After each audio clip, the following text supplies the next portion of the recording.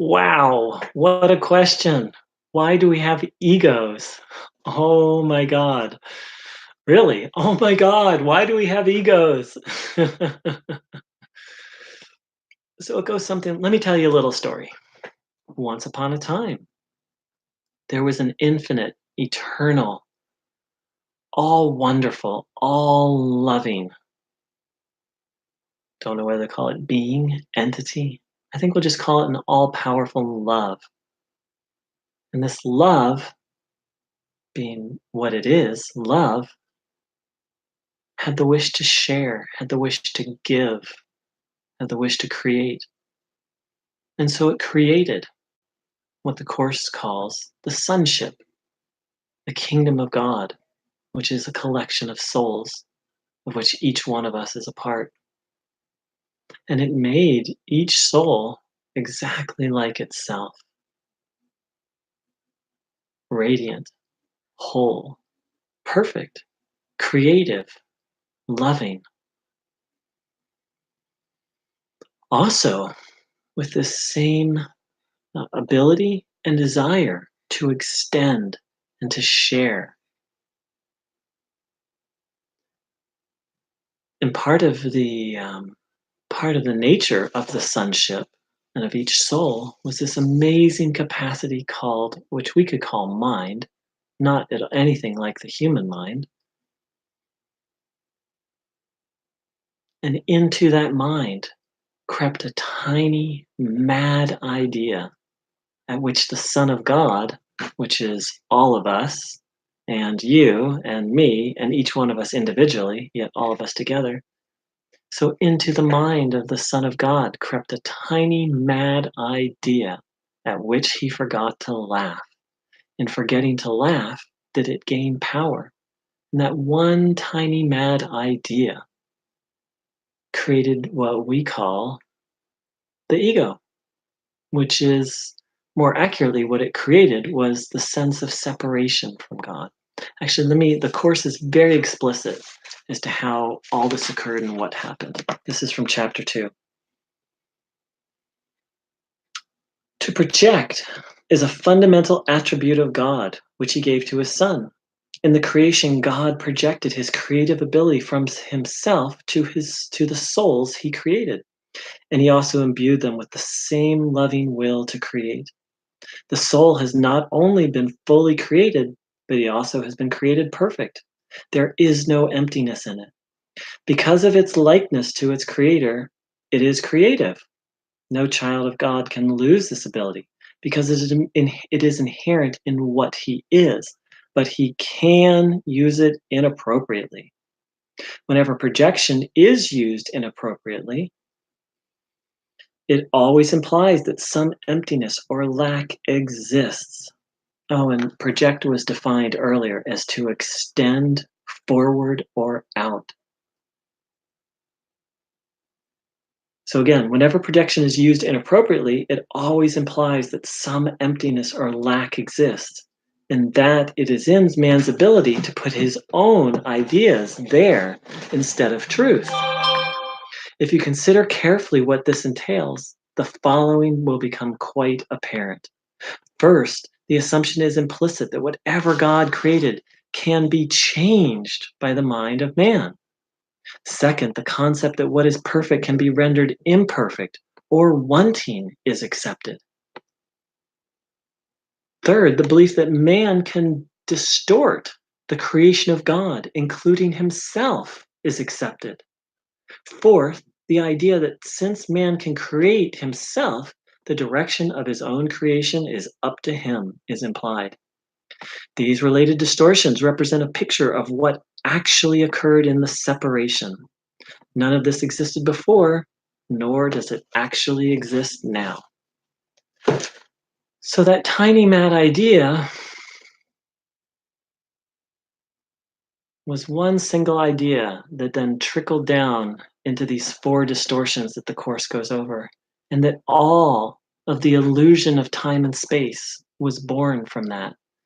Now, why call it the illusion of time and space? Well, if you look around, time and space, nothing is perfect here, meaning nothing is eternal, nothing is whole. Everything here is subject to decay, to death. And nothing here is fully satisfied in itself. Even something like a tree, it needs sun and water. It's incomplete. Everything here is incomplete. So this is in complete contrast with, according to the Course, how we were created. And this dream of this experience of incompletion, which each one of us and everything around us, everything we can see with our eyes is incomplete and vulnerable and in some sense weak. And that's not how we were created. But according to the Course, what happened is we had this one tiny mad idea that came into the mind of the Son of God. Now, the Son of God is created in the image and likeness of the Father, imbued with so unfathomable amounts of power. So, this one tiny mad idea, when it was believed, the Big Bang occurred. Immediately in eternity, when this tiny mad idea came, it was instantly corrected by God.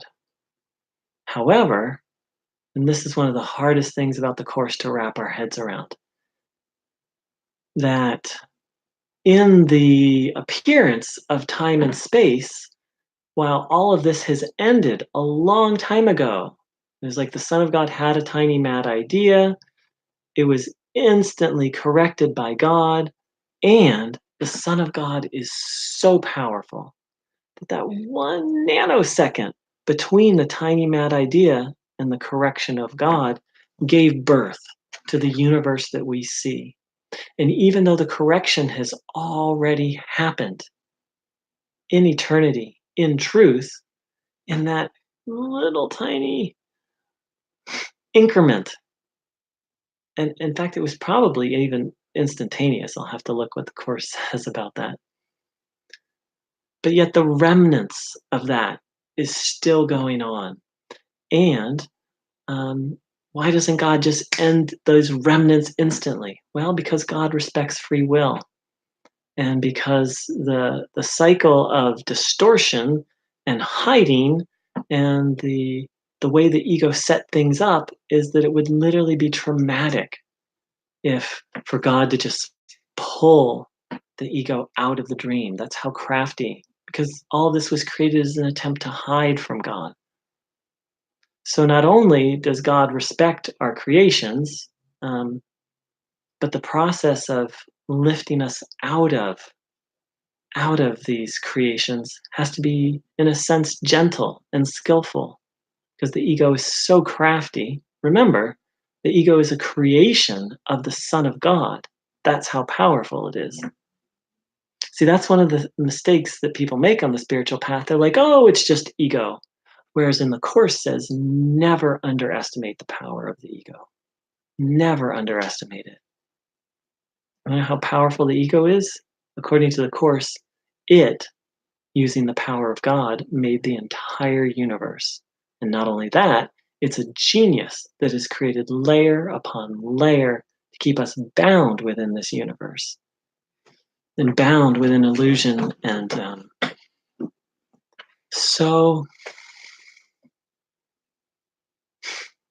it's a very intricate question and actually not so complicated.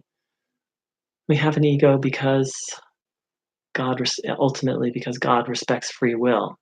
You know, the ego is based in attack and fear, and God isn't going to take that from us. The ego wants attack and fear, and so we need to go through this process of letting go of attack and fear.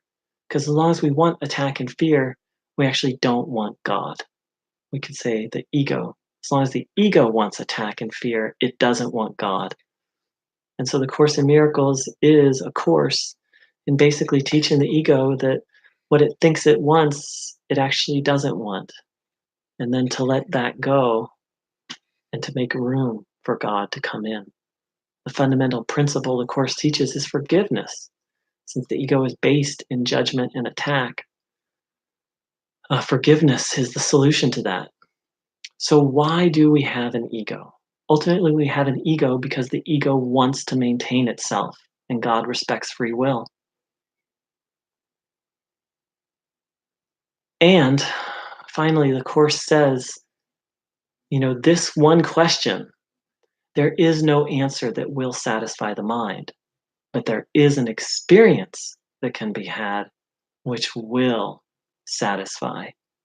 And so that's what the Course aims to do, is to lead us to an experience that can answer the question that has no answer. Thanks so much, everyone. Much love.